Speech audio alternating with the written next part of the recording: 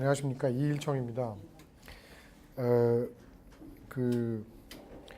일단 이런 좋은 기회를 주신 안병진 부총장님, 그리고 서유경 학부장님, 그리고 사이버대학교 학우님들, 특히 그 대표되시는 문신웅 총학생회장님 감사드립니다. 제가 아까 금방 소개 들었던 것처럼 작년에도 강의를 하고 오늘 또 이렇게 강의하는 자리를 갖게 돼서 굉장히 영광스러운데, 왜냐하면 제 집사람도 여기 사이버대학교 학생이었고요. 지난 봄에 졸업을 했습니다. 한국어 문화학과 편입생으로 2년 공부해서 졸업을 했고, 저희 누님이 여기 또 엔지오학과 4학년 이제 곧 졸업을 하게 되는, 그래서 저도 거의 뭐 엔지오학과 사이버대학교 학생인 듯한 그런 느낌이 들고 있습니다. 강의도 굉장히 많이 훔쳐보고요, 사실은. 그래서 저 돈도 좀 내야 되지 않을까 뭐 이렇게 생각도 하고 그러는데, 너무 가분하게 좋은 자리를 마련해 주셔서 대단히 감사합니다. 오늘 여러분하고 같이 한번 생각을 나눠보고 싶은 것은 개발과 사회정책이라는 주제인데요. 개발이라는 것도 어려운 주제고 사회정책이라는 것도 굉장히 어려운 주제라서 이걸 짧은 시간에 어떻게 다 우리가 좋은 얘기들을 할 수 있을까. 또 제가 알고 있기로 사이버대학교 학생분들이 굉장히 다양한 경험 그리고 다양한 학문적인 배경을 갖고 있다는 얘기를 들어서 어떤 데다 포커스를 맞춰서 얘기를 해야 될까, 그런 걸 고민을 많이 했는데, 일단은 개발의 의미, 그 다음에 그 개발의 맥락 속에서 사회정책이 어떤 의미를 지니고 있는지, 그런 걸 중심으로 한번 얘기를 해보고요. 앞으로 우리가 지금 21세기에 당면에 있는 경제적, 사회적, 정치적 문제들을 해결하는 데 있어서 사회정책이 어떤 역할을 할 수 있을까, 이런 것들도 한번 같이 생각해보는 그런 기회를 가졌으면 좋겠습니다. 네. 목차는 대강 일단 사회정책이 어떻게 발전해 왔는지, 여기 전문가분들이 계시기 때문에 제가 뭘 잘못하면 고쳐주십시오. 복지국가 레짐에 대해서 얘기를 하면서 사회정책이 어떻게 발전해 왔는지를 설명을 잠깐 하고요. 그 다음에 그 복지국가 레짐 이론에 대한 다양한 도전들, 특히 국제개발학계에서의 도전들을 좀 설명을 하면서 현재, 과거가 아닌 현재 문제들을 좀 얘기를 해볼까 합니다. 그 다음에 개발도상국에서의 사회정책을 설명하고요. 그 다음에 다양한 발전 경로, 그 다음에 경제성장, 빈곤, 불평등 연관을 중심으로 해서 사회정책 레짐이 어떻게 해석될 수 있는가. 포스트 MDG 밀레니엄 디벨롭먼트 고울 시대가 이제 곧 끝나는데요. 그 다음 시대의 사회정책이 어떤 모습을 지녀야 될 것인가에 대해서 간단하게 유엔의 대응책을 중심으로 해서 한번 설명을 해볼까 합니다. 우선 시작하기 전에 개발이나 아니면 사회정책에 대해서 굉장히 생소한 분들이 계실 것 같아서 제 나름대로 굉장히 쉽고 빠르게 이해할 수 있는 그런 방법이 뭘까 고민을 해보다가 이렇게 한번 얘기를 만들어 봤습니다. 제가 듣기로 한국에서 자기개발에 관한 강의가 굉장히 유행이라고 얘기를 들었어요. 그래서 많은 스타 강사들도 나오고, 그 자기개발의 강의라는 것들이 대부분 자기의 능력을 어떻게 증진시켜서 자기에게 이익이 돌아오게 하느냐, 내지는 자기를 어떻게 고쳐서 자기가 더 훨씬 더 많은 성공을 거둘 수 있을까, 이런 것들을 가르치는 거라고 얘기를 들었습니다. 근데 그런 거에 비해서 사회 개발은 나의 문제가 아니라 나와 다른 사람과의 관계의 문제, 그러니까 나와 다른 사람과의 관계를 고쳐서 우리 모두가 어떻게 하면 더 좋은 세상에서, 좋은 조건에서, 좋은 복된 삶을, 윤택한 삶을, 아까 총학생 회장님 말씀하신 것처럼 윤택한 삶을 누릴 수 있을까를 고민하는 그런 분야라고 생각합니다. 그래서 자기개발과 사회개발은 굉장히 많이 틀리겠죠, 그렇죠? 그 다음에 사회복지라는 것도 굉장히 어려운 개념인 것 같습니다. 저도 이 사회 정책을 가지고 하기로 했지만 여전히 굉장히 어려운 개념입니다. 근데 아주 쉽게 한번 생각을 해보면 영어 단어에서 일반적으로 이제 웰페어, 그러니까 복지라고 우리나라 말로 번역이 되는데 일반적으로 영어 단어 farewell이라는 단어에서 왔다고 그래요. 근데 farewell이 여러분도 잘 아시다시피 우리가 헤어질 때 그리팅으로 이렇게 인사하면서 잘 가 이렇게 하는 거잖아요, 그렇죠? 근데 잘 가라고 할 때 한번 생각을 해보죠. 우리가 잘 가라고 그럴 때 저 사람이 차비가 있을까만 걱정하는 걸까요? 아니면 저 사람이 갈 때 차비뿐만 아니라 강도도 만나지 말아야 되고 안전하게 가야 되고 즐겁게 가야 되고 이런 것까지 다 생각하는 걸까요? 아마 제가 생각했을 때는 잘 가라는 의미 속에는 단지 경제적인 것뿐만 아니라 정치적인 것이거나 문화적인 것이거나 여러 가지 복합적인 의미에서 아주 좋은 상태로 가서 좋은 상태로 있기를 바라는 그런 마음이 있을 거라고 생각이 듭니다. 그래서 웰페어라는 것은 단지 경제적인 그런 복지를 의미하는 것뿐만이 아니고 사회적인 자기의 디그너티, 존엄성이라든가 아니면 교육, 건강, 아니면 문화적인 삶을 누릴 권리 이런 다양한 분야의 복된 삶 그런 것들을 얘기하는 것 같아요. 그래서 웰페어라는 것들을 굉장히 포괄적으로 생각을 해야 된다라는 게 이런 영어 단어를 통해서 우리가 알 수 있지 않나 싶습니다. 실제로 웰페어 스테이트 복지국가라는 말은 이 영어 단어와 조금 다르게 발전을 했습니다. 2차 대전 때 warfare state라는 단어를 영국 언론에서 나치 저머니 독일의 나치를 비판하기 위해서 저 국가는 전쟁을 중심으로 해서 돌아가는 국가다. 그래서 warfare state. 근데 우리는 warfare가 아니라 welfare. 국민들이 더 잘 사는 그런 국가를 만들므로써 전쟁에서 승리하겠다. 라는 식으로 해서 welfare state라는 말이 나왔다고 그럽니다. 그 말에는 결국 국가의 역할이라는 게 굉장히 중요하다라는 그런 함의가 있겠죠. 그래서 사회복지라는 것이 이런 두 가지 의미를 이해하는 게 중요한 것 같습니다. 하나는 굉장히 포괄적인 의미에서의 윤택한 삶, 그 다음에 그 속에서 국가의 역할, 그 두 가지가 굉장히 중요한 것 같아요. 사회정책은 학자들마다 이 사회정책을 정의하는 게 굉장히 다양합니다. 그리고 그 범위도 굉장히 다르고요. 근데 대강 모든 학자들이 동의하는 것은 사회정책을 대강 두 가지로 설명할 수 있을 것 같아요. 하나는 실제로 정부가 집행하는 정책적인 프로그램이나 정책 그런 것들을 우리가 사회정책이라고 부르고 또 하나는 학문 분야로서의 사회정책을 얘기할 수 있을 것 같아요. 나중에 이 얘기가 이제 우리가 하려고 하는 개발 맥락 속에서의 사회정책과 관련이 있는 것인데 왜냐하면 사회정책이 만약에 우리가 아까 웰페어 얘기를 했지만 우리의 복지에 직접적으로 영향을 미치는 정부의 정책이다라고 한다면 굉장히 다양한 정책이 사회정책이 될 수 있어요. 그런데 예를 들면 뭐 이런 거죠. 남태평양의 하나의 섬을 한번 생각해 봅시다. 그 섬에는 굉장히 물자도 풍족하고 해서 사람들이 그렇게 심하게 일할 필요는 없습니다. 근데 단 하나의 문제가 모든 집을 다 풀잎으로 그 야자수나 이런 걸로 지었다고 생각을 해보세요.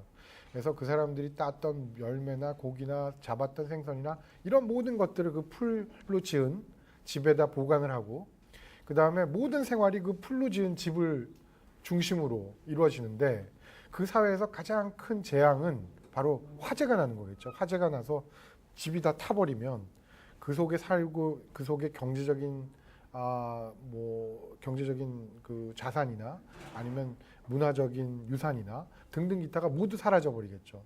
그렇게 봤을 때 불을 막는 것이 그 사회에서는 가장 중요한 사회 정책일 수 있습니다.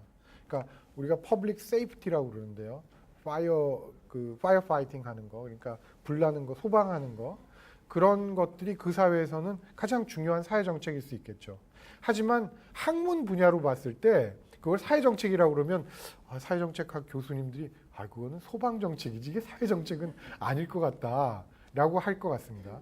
근데 개발 맥락에서 사회 정책은 앞부분에 어떤 정책이 우리의 삶에 아니면 개발도상국에 있는 사람들의 삶에 직접적인 영향을 미치는가를 중심으로 보게 되는 겁니다. 그래서 그 사회에서는 경제 정책이 때로는 경제 정책이 사회 정책이 될 수도 있고, 때로는 소방 정책이 사회 정책이 될 수도 있고, 때로는 환경 정책이 사회 정책이 될 수도 있습니다. 예를 들면 여러분들 혹시 그런 사진 보셨는지 모르겠지만 우즈베키스탄과 카자흐스탄이 있는 곳에 아랄스이라는 아랄해라는 그 지중해가 있습니다. 그 지중해의 바다인데요. 원래는 큰 염호죠, 염호. 소금물이 있는. 그래서 거기서 고기도 잡고 했는데 1950년대에 후르시초프가 면화 농장을 그 두 개 강을 그 염호로 흘러가는 두 개 강을 따라서 면화 농장들을 집중적으로 만들었어요. 그래서 여러분들 중학교나 고등학교 지리 시간에 타슈켄트, 면화의 산지 타슈켄트 이런 거 많이 들어보셨죠? 그게 바로 그 우즈베키스탄과 카자흐스탄 지역에 있는 면화 산지를 얘기하는 겁니다. 근데 이 면화가 굉장히 많이 물이 필요해요. 그래서 흘러가는 물들을 다 뽑아내서 면화를 기른 겁니다. 그러니까 결국은 그 지중해에 흘러 들어가는 물 양이 줄어들고 그러면서 점점 염도가 높아지고 그러면서 물이 점점 줄어들면서 사막화가 된 거죠. 그래서 사진을 보면 사막 한가운데 배가 옛날 그 고기를 잡는 큰 배들이 녹이 슬어서 서 있어요. 그러니까 그런 지역에서는 환경 정책이 가장 큰 사회 정책일 수 있습니다. 왜냐하면 바로 그 환경 문제가 그 사람들의 삶에 직접적인 영향을 미치기 때문입니다. 그래서 간단하게 설명을 드렸는데 개발과 사회복지와 사회정책 이 개념을 머릿속에 잠깐 기억을 하시고 앞으로 하는 얘기를 한번 같이 들어보도록 하죠. 사회정책의 발전을 설명하는 분들은 굉장히 많은데 그 중에서 가장 유명한 분이 괴스타 에스핑 앤더슨이라는 덴마크 분인데요. 이분이 1989년에 The Three Worlds of Welfare Capitalism이라는 책을 썼습니다. 근데 저도 학위 공부를 할 때 이 책을 제일 먼저 기본서로 읽었고 아마 교수님들도 제일 먼저 읽으셨던 책이 이 책이 아닐까 싶은데 되게 이미 선진국의 복지국가를 한 3가지 정도로 구분을 합니다.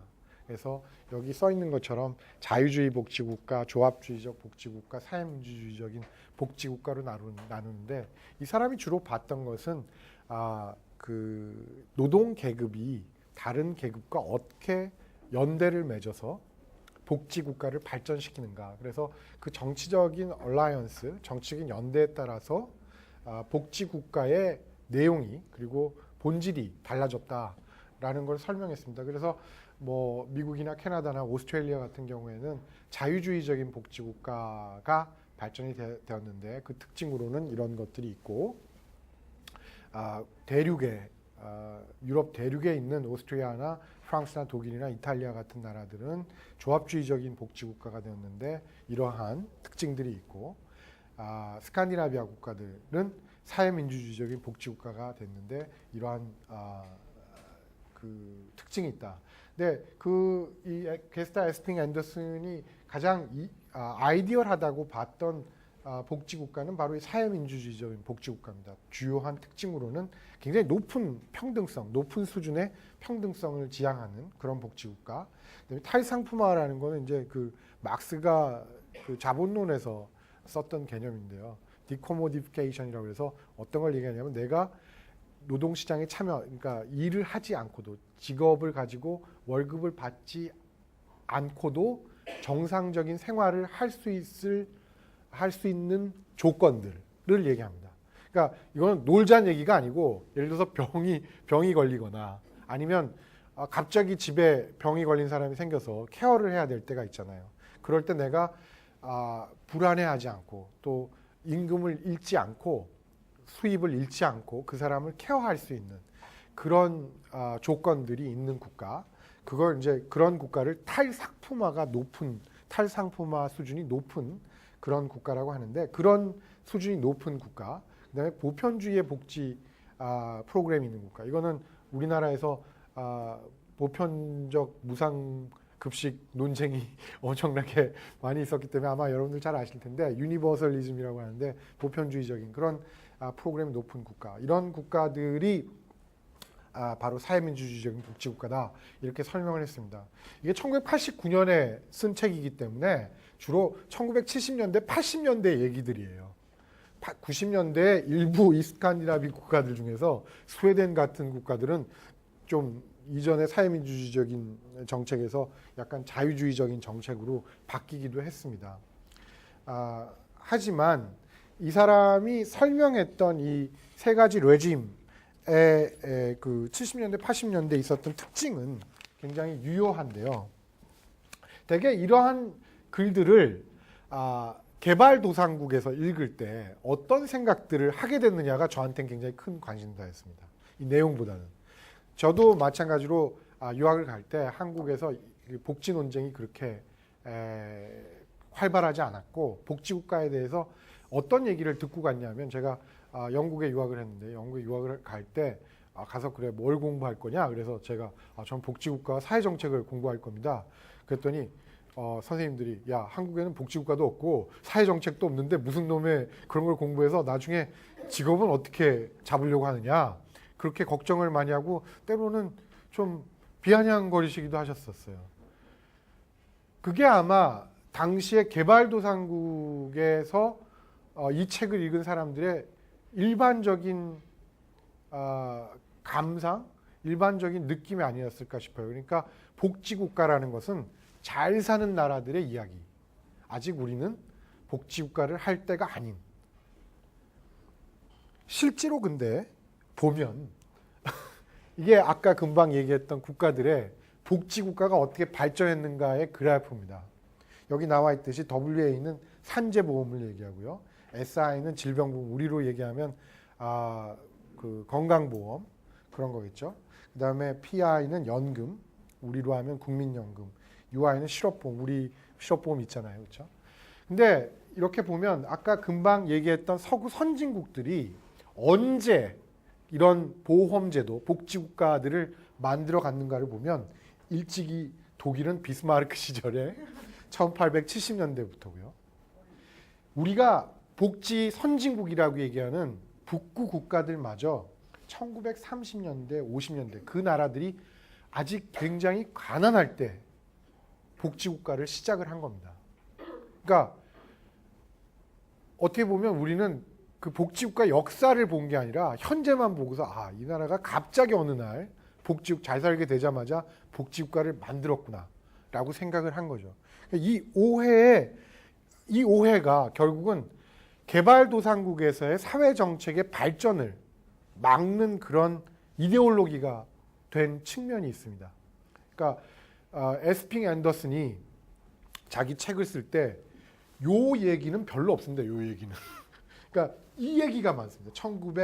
요 다음의 이야기들, 70년대, 80년대 이야기들, 이 얘기는 별로 없습니다. 근데 실제로 노르웨이나 아니면 스웨덴의 사회정책 학자들, 특히 역사학의 조예가 깊은 분들은 이 부분에 대해서 굉장히 연구를 많이 했습니다. 근데 여기를 보면 한국과 그렇게 많이 틀리지 않아요. 한국과 많이 틀리지 않아요.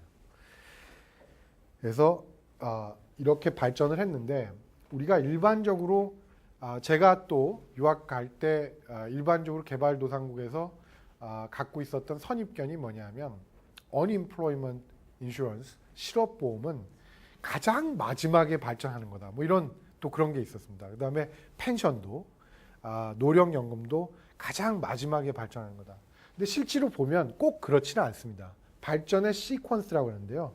순서가 어떤 나라는 실업보험이 먼저 발전하기도 하고 어떤 나라는 질병보험이 먼저 발전하기도 하고 그래서 그것 역시 선진국이 반드시 이런 경로를 거쳤기 때문에 개발도상국도 이러한 경로를 거쳐야 된다라는 그런 것은 없는 겁니다. 이런 여러 가지 제가 금방 얘기했던 그런 의문들을 저 같은 학생들이나 아니면 개발도상국에 있는 학자들이 느꼈겠죠. 그래서 1990년대부터 여러 가지 질문을 하게 됩니다. 우리가 얘기했던 게스타 에스핑 앤더슨뿐만 아니라 게스타 에스핑 앤더슨의 이론을 따라서 공부하는 사람들에 대해서 다양한 문제 제기를 하는데, 그런 문제 제기들 중에 하나가 개발도상국에서의 복지국가 내지는 개발도상국에서의 사회정책이란 도대체 무엇이냐. 게스타 에스핑 앤더슨이 선진국에서 복지국가 사회정책을 얘기했는데, 그럼 개발도상국에는 복지국가나 사회정책이 없단 말인가 라는 문제제기가 있었는데, 바로 이 문제제기는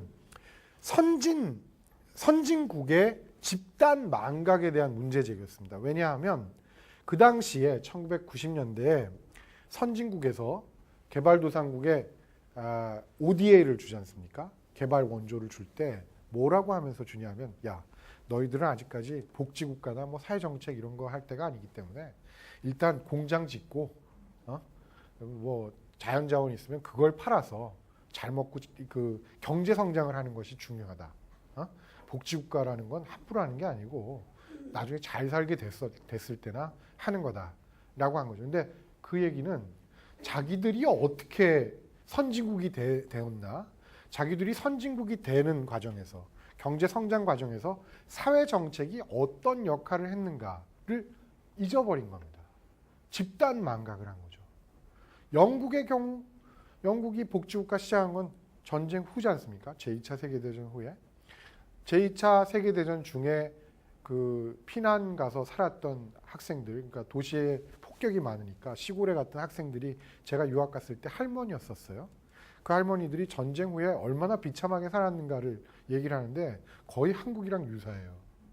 그때 영국이 from cradle to the grave 해서 요람에서 무덤까지라는 구호를 내걸고 복지국가를 만들었잖아요. 1950년대 스칸디나비아 국가들은 유럽에서 제일 못 사는 나라들 중에 하나였어요. 노르웨이가 잘 살게 된 거는 1950년대 말에 석유가 갑자기 나타나가지고 갑자기 조금 나아진 거지, 그전에는 거의 뭐 바이킹이 사는 나라, 그런 정도였고요. 근데 그때 이미 이 나라들도 복지국가를 만들기 시작했던 거죠. 그런데 1990년대에 이 사람들이 ODA를 줄 때는 그런 것들을 다 잊어버리고, 너희는 아직까지 복지정책, 사회정책을 할 때가 아니야. 가난한 사람들은 나중에 경제성장이 되면 자연스럽게 잘 살게 돼 라고 가르치면서 경제성장만 하라고 얘기를 했던 거죠. 나중에 이 경제성장이 또 여러 가지 질적인 차이가 있으니까 그것도 설명을 할 텐데, 하여간 당시에 이러한 집단 망각증에 대한 문제제기가 있었습니다. 이러한 집단 망각증에 대한 문제제기는 다음과 같은 여러 가지 그 실증적인 근거에 기반한 것이었습니다. 예를 들면 이렇게 낮은 경제 성장이었을 때 이미 복지 정책을 시작했다는 거죠. 여기 잘 색깔이 안 나오는데 이 나라들이 지금 이렇게 선으로 나온 게 이게 경제적인 발전 수준입니다. 그래서 굉장히 낮은 수준에 이미 시작을 해서 발전을 하고 있었다는 거죠. 그리고 그 나라들이 굉장히 아직 가난할 때 이미 커버리지 레이시오라고 하는데 그 적용률이 상당히 높았습니다. 이미 60% 이상.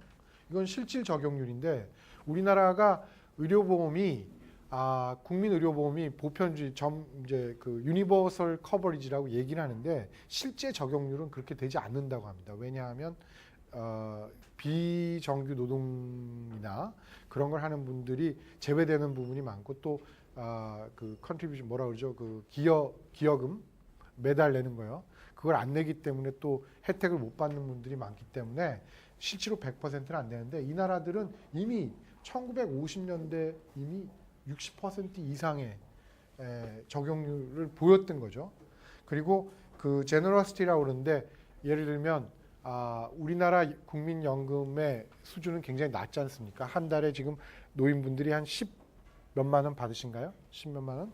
근데 그걸 제너러시티 레이스로 제너러시티로 보면 뭐 최종 임금의 몇 %를 연금으로 받는가, 아니면 실업을 했을 때 최종 임금의 몇 %를 내가 베니핏으로 받는가 뭐 이런 것들을 제너러시티라고 하는데 계산을 해보면 상당히 높은 수준에 도달했다는 겁니다. 1960년대 이미 40% 50% 수준이었으니까 굉장히 높은 수준이었다는 겁니다.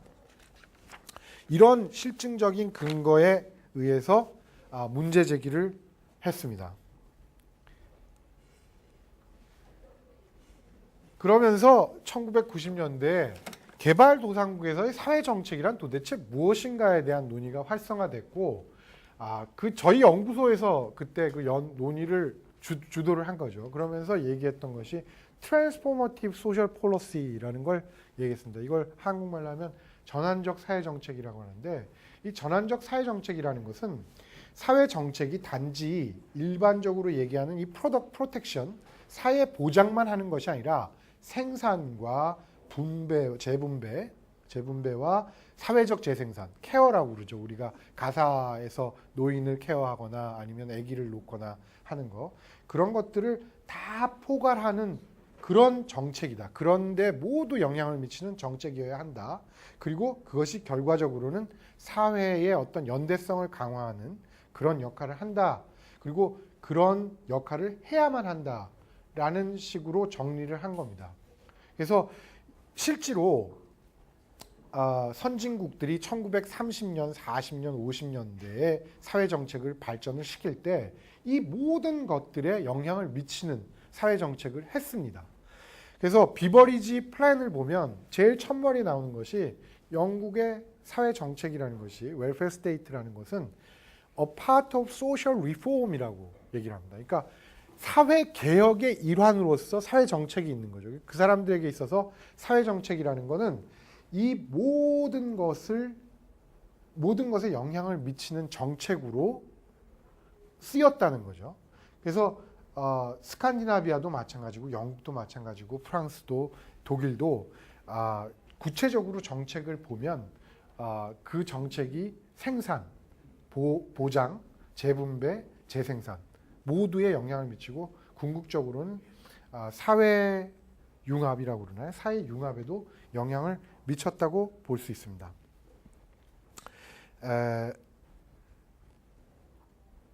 이러한 사회정책 개념에 따라서 그때부터 개발도상국에서 실제로 어떤 사회정책이 있었는가에 대한 연구가 시작이 됐습니다. 그래서 주로 얘기가 많이 됐던 나라가 바로 한국입니다. 한국. 또 하나의 나라는 보츠와나입니다. 왜냐하면 이 두 나라가 아시아와 아프리카에서 가장 성공적으로 개발이 된 나라였습니다. 1960년대에 굉장히 가난했었지만 1990년대에 굉장히 개발이 성공적으로 됐던 나라였습니다. 라틴 아메리카에서는 코스타리카가 중요한 예로 많이 등장을 했는데요. 오늘은 일단 사우스 코리아, 한국하고 보츠와나 두 개의 성공 케이스와 실패한 사례인 나이지리아 케이스를 한번 보도록 하죠. 대개 한국 신문에서 가나와 한국을 많이 비교를 하는데 1960년에 가나의 GDP per capita 1인당 국민소득은 500불이었습니다. 500불. 당시에 한국이 얼마였나? 평균이 156이니까 한 100불 정도 됐을까요? 근데 가나가 그 당시에 500불이니까 가나는 우리보다 한 5배 잘 사는 나라였기 때문에 가나랑 비교하는 건 사실 가나가 굉장히 기분 나빠할 일입니다.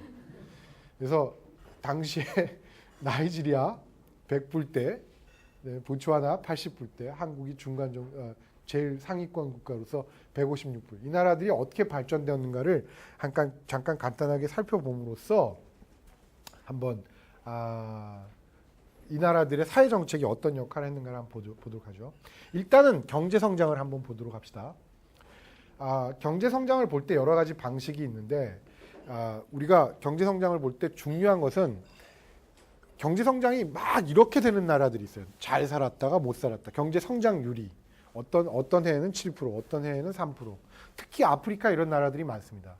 왜 그러냐 하면 경제 성장의 원동력이 뭐냐 하면 미네랄 렌트, 그러니까 다이아몬드나 구리나 석유나 이런 것들을 파는데 문제는 이 가격이 국제 시세가 왔다 갔다 하잖아요. 그러니까 시세가 좋으면 잘 살았다. 시세가 못 살면 못 살았다가.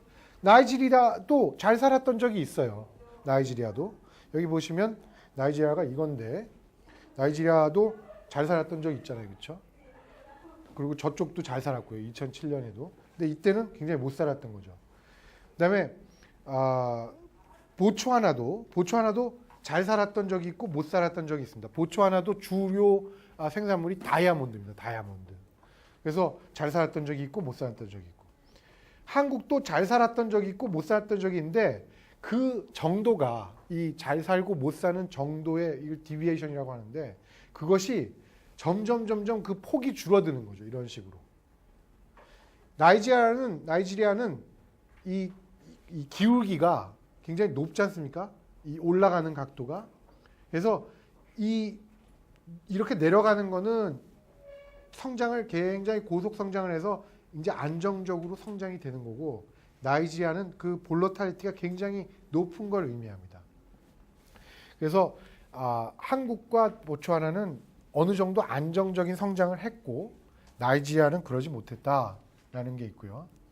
그 다음에 익스체인지 레이트는 뭐 이거는 이제 화폐 교환율인데 이것도 얼마만큼 안정적이었냐 이렇게 선을 보면 기울기가 나이지리아는 굉장히 높고 다른 두 나라는 어느 정도 안정적이고 그 다음에 이거는 이제 경상수지인데 무역을 했을 때 얻는 이익이나 아니면 그 자본 투자를 했을 때 얻는 이익을 말하는 건데 이것도 안정적으로 수익을 얻었다라는 면에서 한국과 보츠와나가 나이지리아보다는 낫고 인베스트먼트는 자기가 가지고 있는 GDP 중에서 얼마만큼 인베스트를 했느냐 얼마만큼 안정적으로 했느냐 근데 한국과 보츠와나가 그나마 굉장히 안정적으로 했고 나이지리아는 그러지 못했고 그다음에 프라임 랜딩 레이트는 돈을 빌릴 때 얼마만큼 비용이 드는가 이것도 나이지리아가 굉장히 점점 높아지죠. 그렇죠? 다른 나라에 비해서 애뉴얼 인플레이션도 나이지리아가 굉장히 볼러타일 그 변동폭이 굉장히 크다는 겁니다. 그래서 그 한국과 보츠와나가 경제 성장이 굉장히 잘 됐는데 문제는 단지 경제 성장이 잘 됐다는 것만으로 개발을 봐서는 안 되겠죠. 아까 우리가 웰페어라고 했을 때 단지 경제적인 이익만을 봐서는 안 된다고 했으니까 사회적인 그 개발이 어떻게 됐는가를 봐야 되는데 그것을 보는 게 사회 개발 지수들을 보는 겁니다. 그래서 제일 대표적으로 보는 것이 포버티하고 이니퀄리티를 많이 보는데요. 경제적으로도 보고 사회적으로도 봅니다. 근데 1965년에서 80년까지 보면 그 포버티 레이트이 점점 줄어서 80년대는 9.8%까지 줄게 되죠. 그렇죠? 한국의 경우입니다. 한국이 그 포버티 레이트이 얼마만큼 줄었나를 그냥 한국만 보면 이해하기가 힘든데 다른 나라랑 비교를 해보면 그 수준, 그 속도라는 것이 경이롭습니다. 이를테면 여기 있는 것들이 지금 그 개발도상국의 포버티 레이트를 얘기하는데 한국은 1980년이 되기 전에 이미 이 수준을 훨씬 더 뛰어넘어서 굉장히 낮은 수준의 포버티 레이트의 축소를 가져온 거죠. 이를테면 이 상태가 지금 그 다른 나라들이 1980년대, 90년대 가지고 있던 그 상태인데 불과 10년 정도, 20년 정도 기간에 이렇게 짧은 기간에 포버티 레이트를 빈곤율을 줄일 수가 있었던 거죠. 그러니까 한국이 굉장히 빠른 속도로 빈곤 축소를 할 수 있었던 겁니다. 그 다음에 불평등도를 계산할 때는 이 지니 코이피션트라고 해서 지니 계수를 많이 쓰는데요. 지니 계수도 보면 3.7에서 4.1까지 0.37에서 0.41까지인데 되게 0.40을 되게 뭐 그 불평등이 그렇게 심하지 않은 정도라고 봅니다. 근데 한국 같은 경우에 1965년에서 1988년까지 불평등이 그렇게 많이 심화되지는 않았습니다. 심지어는 1965년에서 70년 사이에는 줄어들기도 했었고요. 물론 학자들마다 불평등도를 계산하는 방법이 틀리기 때문에 어떤 것들이 가장 정확한 수준인가를 보기 힘들지만 대부분의 경우 1965년, 1970년 우리나라가 급속도로 성장할 때 불평등도도 함께 감소했다고 얘기를 합니다. 이거는 세계적으로 굉장히 그 예를 찾기 힘든 경우인데 급속한 경제 성장의 경우 대부분 불평등도가 높아지는 경우가 많습니다. 대표적인 케이스가 중국 같은 케이스입니다. 최근에 중국이 갑자기 80년대 이후에 엄청나게 고속 성장을 하면서 불평등도가 굉장히 높아졌는데요.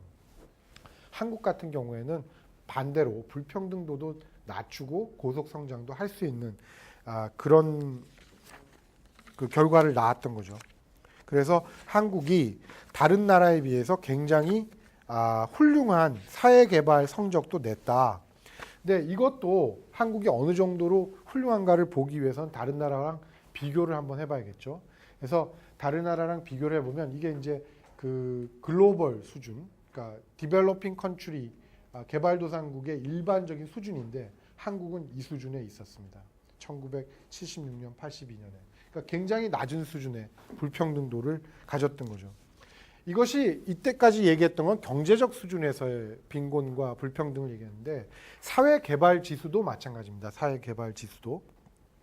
대표적인 예로 영아 사망률을 드는데 그거 외에도 한국은 굉장히 여러 가지 면에서 굉장히 훌륭한 발전을 했습니다.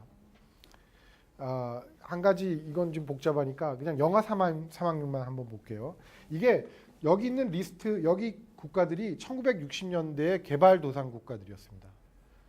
근데 한국을 보면 제일 성적이 좋죠, 그렇죠? 가장 빠른 속도로 가장 빨리 가장 낮게 영아 사망률을 줄였으니까 굉장히 성공적인 사회 개발을 한 겁니다. 근데 영아 사망률뿐만 아니라 교육 역시 굉장히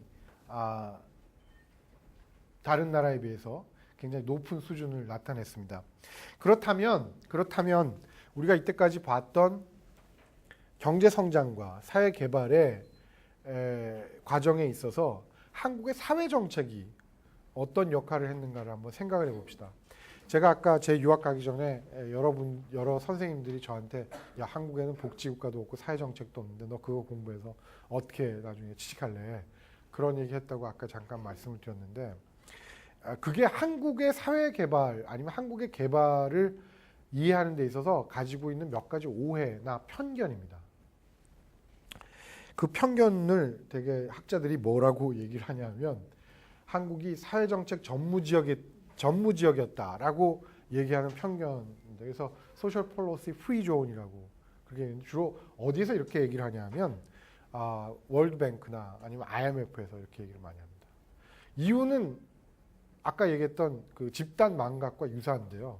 월드뱅크가 1995년에 아시안 미러클이라는 그런 책을 내면서 한국을 대표적인 케이스로 선전을 했는데 거기서 얘기했던 것이 한국은 복지 지출을 많이 안 했기 때문에 경제 성장을 해서 잘 살게 됐다. 사회 개발도 잘 됐다. 라고 설명을 한 겁니다. 그 얘기를 했던 이유는 개발도상국에 그 지원을 할 때 너희 복지 정책 아직 하면 안 돼. 저 경제 성장 해가지고 나중에 천천히 가난한 사람들 다 잘 살게 되는 거지. 지금 가난한 사람들 도와봐야 아무 소용 없어. 이런 얘기를 하기 위해서 한국의 예를 들면서 한국을 소셜 폴리시 프리 존으로 설명을 했다는 거죠. 근데 이것이 한국의 개발에 대해서 여러 사람들이 가지고 있는 몇 가지 오해가 있는데 그 중에 하나 아주 대표적인 사회 정책과 관련된 그런 오해입니다. 이것이 왜 오해냐 하면 아까 제가 사회 정책을 정책의 차원에서 정부가 수행하는 정책의 차원에서 그 다음에 학문적인 분야에서 두 가지 측면에서 해석을 해야 된다고 설명을 드렸는데 만약에 우리가 사회 정책을 선진국에서 있었던 사회 정책만 가지고 얘기를 하자면 한국에 사회 정책이 없다고 그래도 과언은 아니죠. 사실 1960년에 산재보험이 생겼지만 그 적용률이라는 게 굉장히 미미했고 1970년대에 의료보험이 생겼지만 아주 일부에게만 적용되는 그런 사회보험이었기 때문에 사실 사회보장 정책이 없다라고 얘기해도 과언은 아닙니다. 근데 사회 정책이 만약에 아까 얘기했듯이 개발도상국에서 사람들의 윤택한 삶에 직접적으로 영향을 미치는 정책이 사회 정책이라고 한다면 우리나라에도 굉장히 많은 사회 정책이 있었다고 볼 수 있습니다. 가장 대표적인 것이 무엇일까? 이건 아까 잠깐 설명을 했었고요. 가장 대표적인 것이 바로 토지개혁입니다. 토지개혁. 여러분 토지개혁 얘기 들어보셨어요? 1940년대에 미 군정이 일본 적산을 일단 토지개혁을 합니다. 그 다음에 이승만 정부가 들어와서 여러분들 혹시 아시겠지만 죽산조봉암이라는 좌익 리더가 있었어요. 그분이 나중에 간첩죄로 몰려서 사형당해서 돌아가셨는데 그분이 이승만 정부의 초대 농림부 장관이세요. 그분이 했던 것이 뭐냐면 토지개혁입니다. 토지개혁. 물론 이승만 정부가 아니면 미 군정이 토지개혁을 했던 목적은 굉장히 다릅니다. 그러니까 국민을 잘 살게 하기보다는 당시에 좌익 북한에서 토지개혁을 했기 때문에 농민 반란이나 이런 것들을 막기 위해서 토지개혁을 했고 이승만 정부는 그 이른바 한민당이라고 하는 토지 지주 세력들의 어떤 정치적인 영향력을 감소시키기 위해서 토지개혁을 했지만 그 결과 거의 70% 이상의 토지가 자작농에게 자기가 토지를 경작하는 사람들에게 넘어갔던 거죠. 그래서 당시에 그런 정도의 토지개혁을 했던 나라들이 몇 안 돼요. 인디아도 시도를 했으나 실패를 했고 그 외에 많은 나라들이 실패를 해서 사회주의 혁명이 나거나 아니면 극도의 불평등이 심화되거나 이런 상황이 대부분이었습니다. 그런데 한국과 대만이 그리고 일본이 토지개혁에 성공한 몇 안 되는 나라들이에요.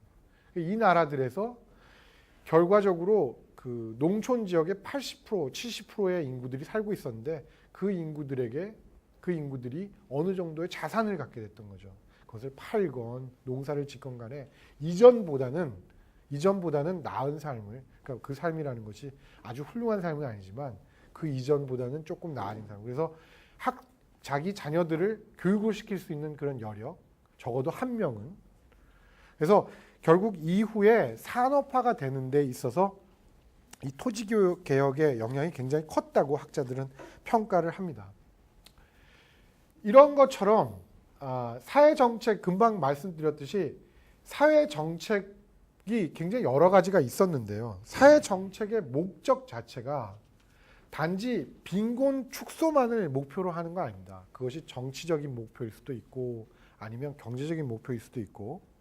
근데 어떤 사회정책이건 결과적으로 그 개발도상국에 있는 사람들의 생활에 직접적으로 영향을 미치는 그런 역할을 한다는 거죠. 그리고 역사적으로 보았을 때 그러한 사회정책이 국가 건설이나 사회개혁이나 국가 또는 사회통합 등의 다양한 목적을 가지고 있었다는 거죠. 그리고 짧은 시간에 빈곤 축소에 성공한 나라들은 빈곤 축소를 그 주요 목적으로 사회정책을 수립하지 않았고 전반적인 경제성장 아니면 전반적인 개발을 중심으로 사회정책을 수립했습니다. 우리가 일반적으로 개발 업계에서 저희 개발을 하는 사람들이 주로 쓰는 말이 개발은 하나의 다리만으로 걷지 못한다. Development cannot walk with one leg 이렇게 얘기 많이 합니다. 그 얘기가 뭐냐면 단지 가난한 사람들만에게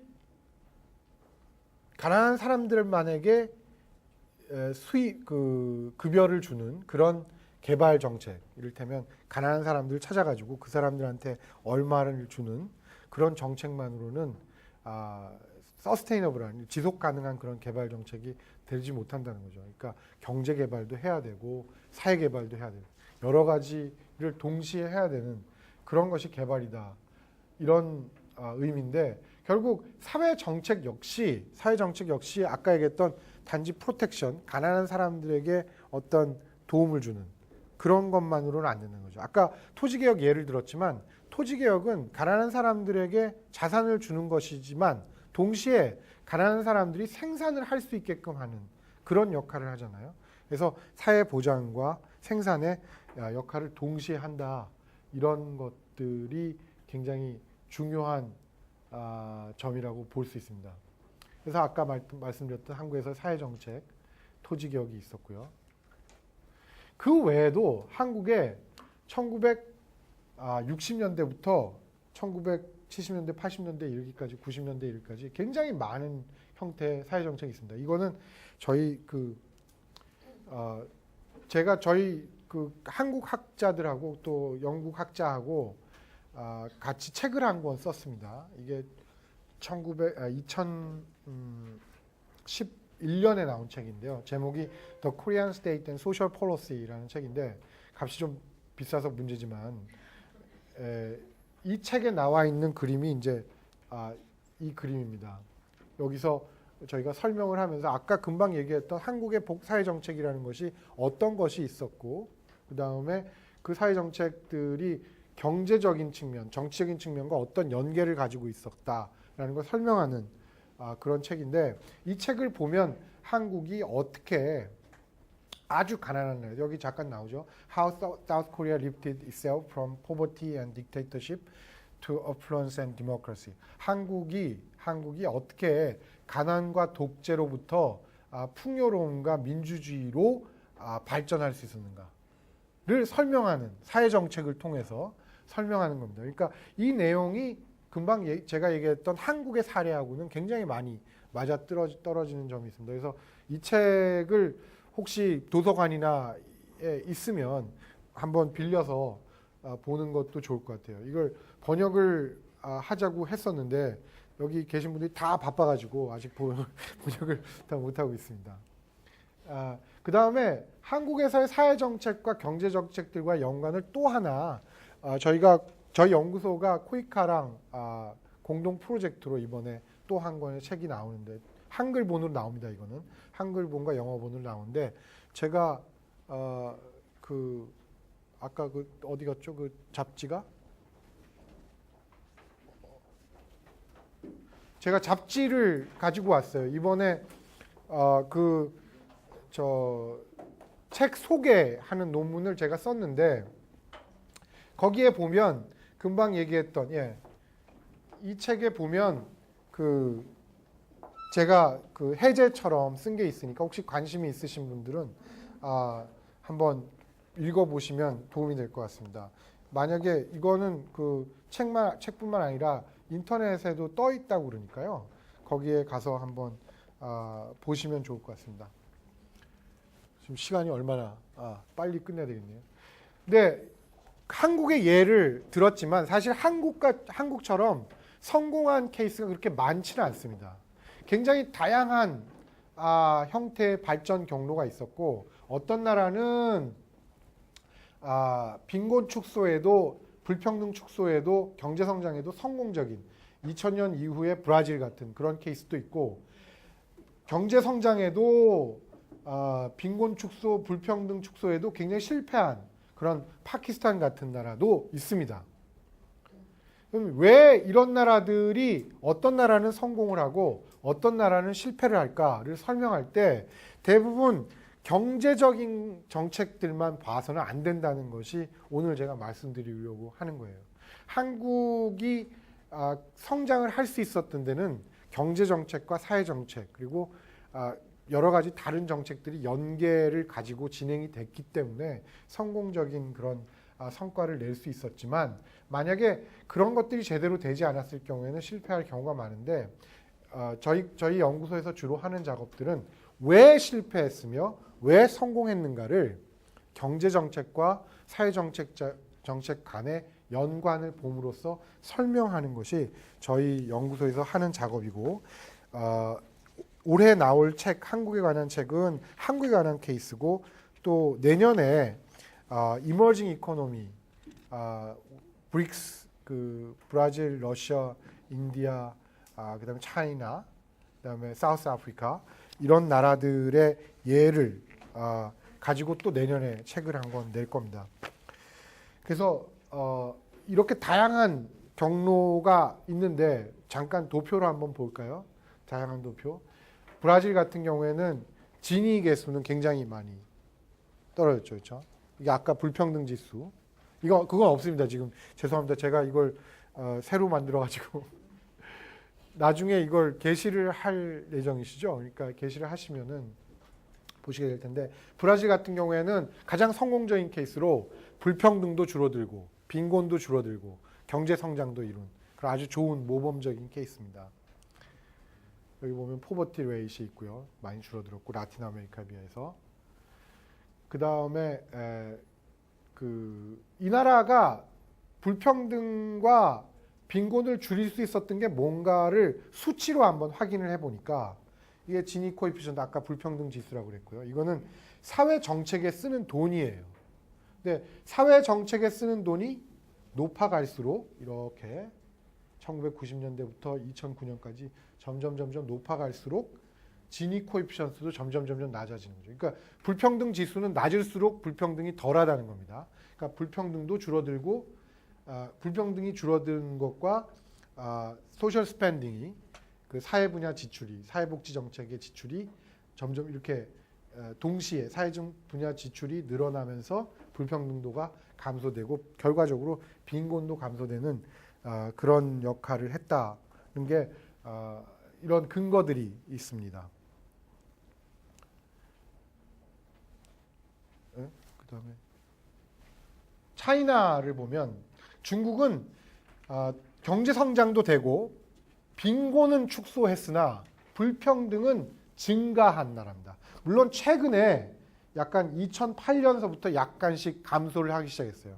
이 시기가 중국이 유니버설 헬스케어를 시작한 해입니다. 중국이 보편적인 의료보험을 시작을 했어요. 그래서 농촌 지역까지 커버하는 그런 의료보험 제도를 실시를 했는데 그리고 이 지점이 소셜 스펜딩이 사회복지 정책에 쓰는 돈이 거의 한국 수준으로 GDP 퍼센티지로 했을 때 한국 수준으로 쓴 시기가 바로 이 시기입니다. 그래서 불평등도가 그동안의 고속 경제 성장을 통해서 증가했지만 앞으로는 많이 불평등도가 감소할 가능성이 높다는 것이 여기 나오듯이 2008년, 9년에 중국이 드디어 거의 한국 수준으로 2012년인가요? 11년 거의 한국 수준으로 높아지죠. 사회 지출이. 이건 인도네시아의 경우인데 인도네시아의 경우 역시 경제 성장도 어느 정도 되고 그렇게 높지는 않지만 어느 정도 되고 빈곤율도 감소했지만 불평등도는 증가한 그런 케이스입니다. 근데 이 빈곤율이 감소했다는 거를 어떻게 봐야 되냐 하면 이걸 잘 봐야 되는데요. MDG 아까 그 밀레니엄 디벨롭먼트 골 얘기했지만 밀레니엄 디벨롭먼트 골에서 빈곤을 어떻게 정의하냐면 맨 처음에 1달러, 하루에 1달러로 사는 사람이라고 했어요. 그러다가 점점 인플레이션이 되고 또 비판이 많아지니까 1.25불로 했습니다. 근데 1.25불로 계산했을 경우에 빈곤율은 줄어들 수밖에 없어요. 왜냐하면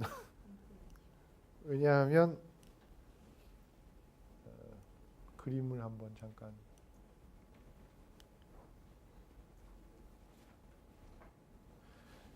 이런 거죠. 결국은 이 케이스를 보면요. 만약에 우리가 1달러 선으로 보면 거의 빈곤은 없습니다. 여기 보면 1.25불로 했을 경우에 이게 내셔널 포버티 라인이 거의 1.25불인데 역시 굉장히 작죠. 근데 만약에 2불로 했을 경우에는 이 정도 되고요. 2불보다 조금 더 높은 경우도 그렇게 잘 사는 거 아닙니다. 굉장히 빈곤층이라고 볼 수 있는데 이렇게 많은 겁니다. 결국 인도네시아 같은 케이스를 보면 빈곤율이 줄었다고 했을 때 우리가 빈곤율이 줄었다는 것을 그냥 고지굿대로 받아들여서는 곤란할 수도 있다는 걸 보여주는 대표적인 사례입니다. 왜냐하면 중간층이 우리가 말하는 미들 클래스, 중산층이 굉장히 적기 때문입니다.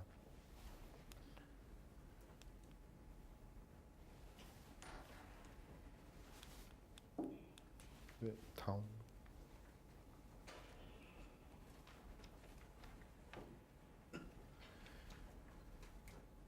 경제 이처럼 여러 나라가 굉장히 다른 그 발전 경로를 가졌기 때문에 왜 그런 걸까를 설명할 때 우리가 일반적으로 여러 가지 이유를 대는데요. 그 이유 중에 하나가 1970년대 말 이후에 이른바 신자유주의나 시장근본주의라고 얘기하는 그런 자본주의적인 굉장히 머티리얼리스트라고 뭐랄까 물질 만능주의라고 그래야 되나요? 그런 그 시장 근본주의적인 정책이 사회 정책에 여러 가지 영향을 미쳤는데 그것을 분절화나 사유화, 탈중심화로 대부분 표현을 합니다. 그래서 경제 성장, 빈곤, 불평등 축소의 연관이 굉장히 약해졌다고 하는데 이 얘기는 뭐냐면 이전에는 경제 성장이 되면 고용도 늘어나고 고용이 늘어나면 불평등이나 빈곤이 축소될 확률이 높았습니다. 왜냐하면 그 당시 1970년대, 80년대 취직을 한다는 것은 평생 직장을 갖는다는 거였기 때문에 굉장히 취직을 하는 것으로서 빈곤에서 탈출도 가능하고 그다음에 불평등도 줄여가고 아주 쉽게 얘기하면 70년대, 80년대 우리 부모님들이 안정된 직장에 취직하면 10년 있다가 집도 사고 15년 있다가 차도 사고 그러잖아요. 근데 지금은 그게 힘들게 됐습니다. 제가 최근에 직장의 신이라는 한국 그 미니시리즈를 봤는데 그걸 보니까 직장의 신에 나오는 제가 가졌던 메시지인 거예요. 그 김혜수 씨가 생산성이 굉장히 높잖아요. 그렇죠? 다른 사람에 비해서 성장률이 굉장히 높다는 겁니다. 경제 성장률이. 하지만 그 사람의 고용 불안이라는 건 여전히 있는 그 사람과 같은 지위에 있는 사람들이 고용 불안은 여전한 거고 그 사람들의 빈곤으로부터 탈출의 확률은 굉장히 낮은 거죠. 거기 나오는 김혜수 씨와 같은 그 계약직 사원 나중에 동화 작가가 됐다고 하는 그 친구는 보니까 뭐 그 빚 갚느라고 몇십만 원씩 내고 해서 결국 40만 원인가 50만 원으로 살아야 되는. 그러니까 예전하고는 굉장히 많이 틀린 거죠, 그렇죠? 그러니까 지금의 그 자본주의 노동 시장이라는 거는 경제 성장, 빈곤 및 불평등 축소의 연관이라는 것이 굉장히 약해졌기 때문에 이전에 있었던 그런 어떤 성장 패턴 반드시 경제 성장만 하면 빈곤 축소와 불평등 축소가 될 확률이 높은 그런 것이 아니라는 거죠. 그러면 중요한 것이 무엇이냐? 사회 정책이 굉장히 중요하다는 겁니다. 이를테면 비정규직 노동자가 직업을 잃어서 1년이나 6개월 정도 준비를 할 때도 그 사람들이 안정되게 다음 직장에 갈 수 있는 버퍼를 마련해 줄 수 있는 그런 사회 정책이 굉장히 중요하다는 거죠. 또 하나 중요한 거는 뭐냐면 비공식 부문이 개발도상국에서 굉장히 증가하고 있습니다. 그래서 아까 얘기했던 우리나라 같은 경우는 비정규직 노동자지만 개발도상국에서는 비정규직 노동자뿐만 아니라 거리에서 물건을 파는 사람들, 뭐 이런 사람들이 굉장히 많이 늘어나고 또 기후 변화로 인해서 농업 부문에 종사하던 사람들이 삶의 터전을 잃거나 아니면 고령화, 사하라 남부 아프리카를 제외하고 모든 나라에서 지금 고령화가 진행이 되고 있습니다. 그래서 고령화가 진행된다는 것은 청년층이 줄어든다는 거고 청년층이 줄어든다는 것은 노동시장에서 일을 할 수 있는 사람들이 줄어든다는 거죠. 이런 것들이 결국은 아까 얘기했던 그 다양한 경제 성장, 사회 개발의 경로를 우리가 예전에 경제 성장이 되면 사회 개발이 될 확률이 높다라는 그런 공식에서 벗어나게 하는 그런 요인들입니다. 그래서 지금 현재 그리고 앞으로 미래는 이러한 조건 속에서 경제 정책과 사회 정책을 마련해야 되는 그런 과제가 있습니다. 유엔에서는 어떻게 하나? 유엔에서 두 가지 정책이 지금 사회 정책으로는 굉장히 중요한 정책인데 하나는 소셜 프로텍션 플로우라는 거하고 또 하나는 유니버설 헬스케어입니다.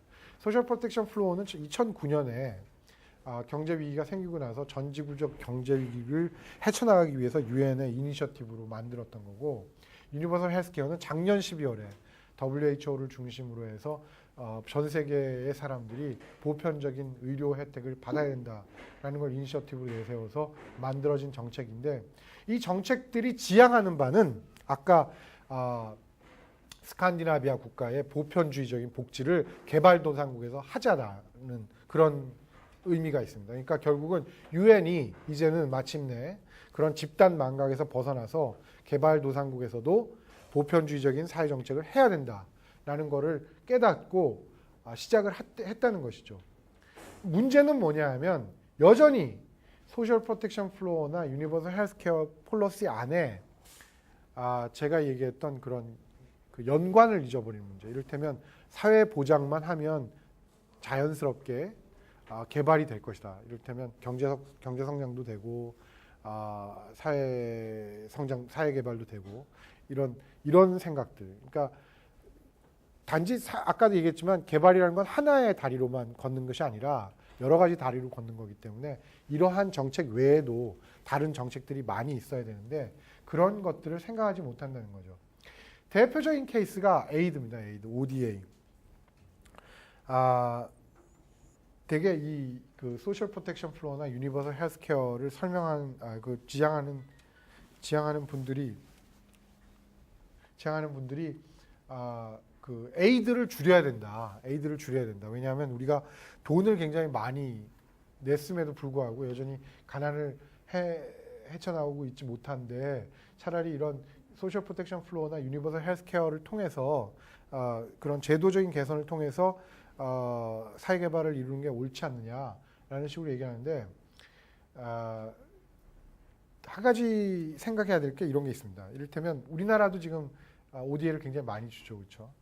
뭐 예를 들어서 우리나라가 뭐 1억, 그러니까 12억 불을 ODA로 낸다고 칩시다.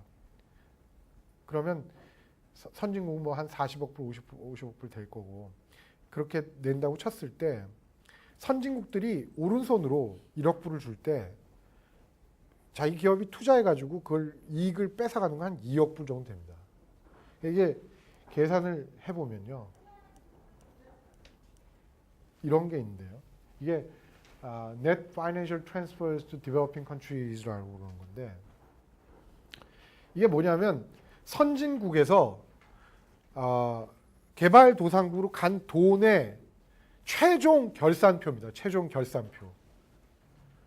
그러니까 여기는 에이드도 들어가 있고요. 그러니까 ODA도 들어가 있고 투자를 해서 뽑아간 것도 들어가 있고. 그러니까 예를 들어서 후진국 입장에서 보면 에이드는 플러스고 뽑아간 거는 마이너스가 되겠죠. 그렇죠?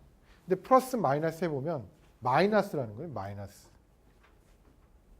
대표적인 케이스가 예를 들면 아프리카의 맥주 공장이 필스너 맥주라고 마셔보셨는지 모르는데 필스너 맥주 공장이 있는데 케냐에도 있고 가나에도 있습니다. 근데 그 나라에서 필스너 맥주는 7년 동안 세금을 안 냅니다. 근데 매출액의 증가는 매년 3배씩 300%씩 증가라는 거죠. 그 이문이 전부 어디 가냐면 필스너 본사로 가서 때로는 최근에 화제가 됐던 버진 아일랜드나 이런 데로 조세 회피처로 가는 거죠. 그래서 결국은 케냐에 투자를 했지만 플러스 마이너스 해서 보면 항상 마이너스가 되는 게 많고 2008년에 제일 심한 그 마이너스 정도가 제일 심한 게 이스트 앤 사우스 아시아가 제일 심합니다. 여기는 한국도 일조를 했던 겁니다. 한국도.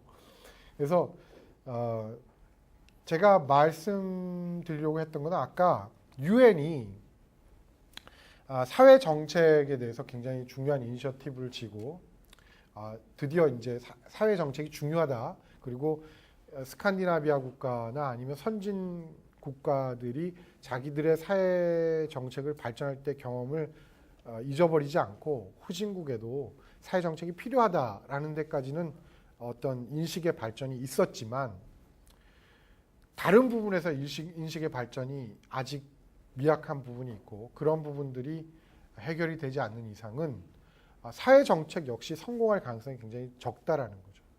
사회 정책이 성공하기 위해서는 사회 정책만 성공해서는 안 되고 굉장히 포괄적인 그런 정책 간의 연계가 잘 이루어져야 되고 사회 정책과 경제 정책이 동시에 발전할 수 있어야 된다는 겁니다.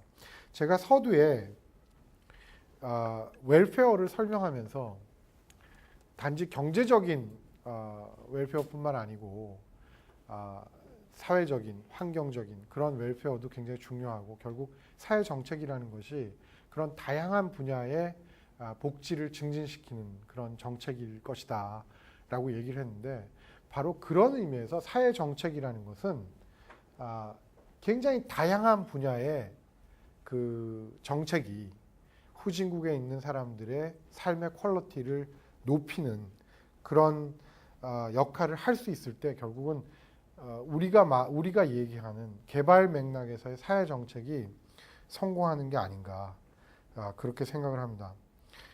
이게 굉장히 그 복잡한 내용이고 저도 역시 여전히 공부를 하고 있는 입장이고 또 개발이라는 것은 항상 예기치 못했던 그런 아젠다들이 쏟아져 나오는 분야이기 때문에 저도 매일매일 고민을 해야 되고 공부를 해야 됩니다. 그래서 오늘 말씀드린 것은 제가 아는 수준에서 사회 정책이 특히 개발 맥락에서의 사회 정책이 어떻게 이해되고 변화해 왔고 앞으로 우리가 21세기에 해결해야 될 문제들은 뭐고 그 속에서 사회 정책이 나아가야 될 방향이 무엇인가에 대해서 두서없이 1시간 거의 한 40분 정도 된 것 같은데 1시간 20분인가요? 그 정도 설명을 드렸습니다. 혹시 질문이 있으시거나 코멘트가 있으시면 해주시면 제가 아는 한에서 한번 얘기를 해보도록 하겠습니다.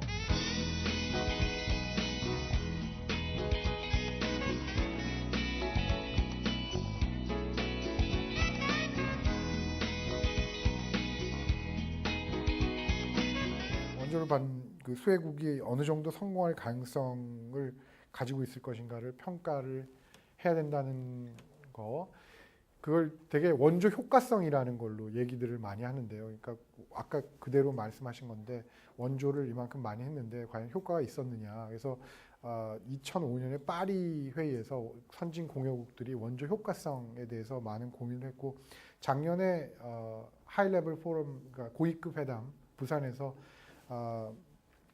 원조 효과성 고위급 회담을 했었죠. 그래서 뭐 반기문 총장도 오시고 이명박 대통령이 축사도 하고 그게 재작년인가? 재작년인 것 같아요, 그렇죠? 재작년인 것 같은데 하고 그랬었는데 결국은 그 원조를 할 때 중요한 것은 제가 보기에는 효과성이라는 건 두 나라의 책임입니다. 한 나라의 책임이 아니고, 그러니까 주는 나라와 받는 나라가 공동으로 책임을 져야 되는 거죠. 그러니까 받는 나라가 원조 효과성이 없다는 것은 두 나라 모두 책임이 있는 것이지 단지 주는 나라만 책임이 있다거나 아니면 받는 나라만 책임이 있다거나 이런 것이 아니라는 거죠. 그러니까 결국은 원조를 할 때 중요한 것은 받는 나라도 주는 나라도 어떻게 하면 원조를 효과적으로 줄 수 있을 것이냐를 고민해야 된다는 거고 그런 면에서 유엔에서 많은 인디케이터들을 만듭니다. 그 효과성들을 높일 수 있는 어떤 것들이 있어야 되느냐. 뭐 대표적인 게 투명성 그런 얘기 많이 하고요. 그 다음에 모니터링하고 이벨루에이션과 모니터링을 어떻게 할 것인가 뭐 이런 얘기들 많이 하고. 그래서 중요한 것은 공여국과 수혜국 모두가 책임을 져야만 원조의 효과성이 높아질 것이다라는 거고. 아까 복지정책, 한국의 복지정책, 이건 한국의 복지정책이 성공적이라는 것은 다른 개발도상국에 비교했을 때 굉장히 성공적이라는 거고 어떤 복지정책이든 완벽하게 성공적인 복지정책은 없겠죠. 제가 노르웨이에 좀 살았었는데 노르웨이가 굉장히 복지 선진국이잖아요. 그렇죠? 복지 선진국이고 모두 다 보면 너무 좋고 근데 굉장히 재밌는 건 노르웨이에서 이 틀니는 의료 급여 대상이 아닙니다. 그래서 틀니는 돈을 내고 해야 돼요. 그래서 아니 이게 뭐 그 실업이 되면 거의 월급의 한 70% 80%를 받고 학생들은 다 무료로 공부하고 물론 세금도 많이 내야 되지만 모든 사람들이 복지 혜택을 엄청나게 받는 나라에서 어떻게 틀니를 의료 급여로 안 해주냐. 거의 묘한 그 덴티스트에 대한 묘한 디스크리미네이션이 있어요. 치과 의사들에 대한. 그러니까 메디컬 닥터가 아니다. 덴티스트는. 네? 그래서 최근에 한국은 그 틀니가 다시 의료 급여를 받기 저소득층을 대상으로 해서 뭐 되거나 아니면 조건은 굉장히 까다롭던데 하여튼 그런 시도를 하는 걸로 얘기를 들었는데 노르웨이는 아직 그런 게 없습니다. 그다음에 어느 나라건 아주 발달된 복지국가라 하더라도 그런 루프홀들 굉장히 그 제대로 되지 않은 부분들이 있는데 한국 역시 여러 가지 면에서 굉장히 부족하죠. 아까 제가 잠깐 말씀드렸지만 한국에서 그 4대 보험이라고 하는 거에 적용률이라는 것이 실질 적용률, 이펙티브 커버리지는 굉장히 낮다고 얘기를 들었어요. 60%, 50%. 그래서 그게 문제가 되고 있다고 얘기를 들었는데 그런 부분들도 문제고. 그다음에 저출산 자체가 한국의 그 리프로덕션, 아까 얘기했던 재생산, 사회적 재생산, 케어 폴리시에 굉장히 큰 문제가 있기 때문에 그런 것들도 영향이 있다고 생각을 합니다. 중요한 것은 제가 보기에 장기적인 계획을 세우는 것 같아요. 그러니까 국민적인 공감대하고도 관련이 되는데 이거는 그냥 저는 그 한국의 복지국가에 대해서 그러니까 개발의 맥락에서 보기 때문에 개발의 맥락에서 말씀을 드리면 장기적인 플래닝을 세우는 게 굉장히 중요한 것 같아요. 장기적인 플래닝. 그러니까 우리가 궁극적으로 도달해야 될 목표라는 것이 보편주의적인 굉장히 높은 수준의 복지국가고 그 방향성이라는 것이 뭐 지금은 독일 모델 굉장히 얘기 많이 하던데 만약에 독일 모델이면 독일 모델 아니면 스칸디나비아 모델이면 스칸디나비아 모델 어떤 모델로 갈 것인가를 결정을 해서 장기적인 계획을 세운다면 결국 좋은 복지 정책이 나오지 않을까. 그런 면에서 지금 굉장히 중요한 거는 그 케어 폴리시 굉장히 중요하다고 생각을 하고 또 하나는 아까 얘기했듯이 비정규직 노동자들에게 4대 보험의 혜택이 잘 돌아갈 수 있는 그런 시스템을 마련하는 거. 그 다음에 그 교육과 노동시장을 연계하는 거. 그게 굉장히 중요한 것 같습니다. 대학을 제가 작년인가 왔을 때 등록금 투쟁을 하더라고요. 교육부에 가서 교과부에 가가지고 그 당시에 하고 막 그랬었는데 재작년인가요? 재작년이었던 것 같은데 저는 그때도 다른 데서 한번 세미나를 한 적이 있었는데 아니 그 학생들이 왜 교과부에 가서 데모를 하냐고 노동부에 가서 데모를 해야 된다고 저는 얘기를 했습니다. 왜냐하면 학생들이 등록금이 굉장히 높다고 느끼는 것은 졸업을 했을 때 등록금 낸 것만큼 월급을 받을 가능성이 적기 때문이라고 저는 생각을 했어요. 만약에 그 학생들이 등록금을 많이 내더라 하더라도 졸업하자마자 좋은 직장에 취직할 수 있다는 보장만 있다면 등록금 투쟁하느니 빨리 공부하는 게 낫잖아요. 그렇죠? 근데 많은 수가 직장에 취직을 할 수 없고 취직을 하더라도 굉장히 낮은 수준의 월급을 받을 수밖에 없다는 걸 알기 때문에 내가 내는 등록금이 아까운 거죠. 실제로 영국에서도 미국에서도 등록금 투쟁 비슷한 것들이 있었습니다. 근데 그것이 바로 이 노동시장 유연화, 그러니까 비정규직 노동이 늘어난 것하고 거의 같은 시기에 일어났어요. 그러니까 한국 학생들도 영국 학생들도 미국 학생들도 똑같이 느낀 거죠. 내가 내는 등록금이 나의 직업을 얻는데 그다음에 내가 좋은 적당한 임금을 얻는데 도움이 되지 못한다고 느끼는 순간 내가 내는 등록금은 굉장히 높은 걸로 느껴지고 아까운 거죠. 그래서 그런 노동시장과 교육을 연계하는 그런 것들이 또 굉장히 중요하다고 생각합니다. 저는 한국의 복지정책이 개발도상국에 비해서는 굉장히 성공적인 케이스지만 여전히 해결해야 될 문제들이 많은 정책이라고 생각하고 그러니까 저는 개발도상국에 많이 다니지 않습니까? 근데 아까도 얘기했지만 선진 공여국들은 집단 망각과 편견에서 그러니까 개발도상국에 가르치지 말아야 될 것들을 가르치는가 하면 굉장히 왜곡된 것들을 많이 가르치는데 저는 오히려 이 사이버 대학 같은 케이스를 많이 가르쳤으면 좋겠어요. 그러니까 한국 사회에 존재하는 어떤 새로운 가치의 지향 아니면 새로운 실험 이런 것들이 결국은 개발도상국에 굉장히 큰 도움이 되지 않나.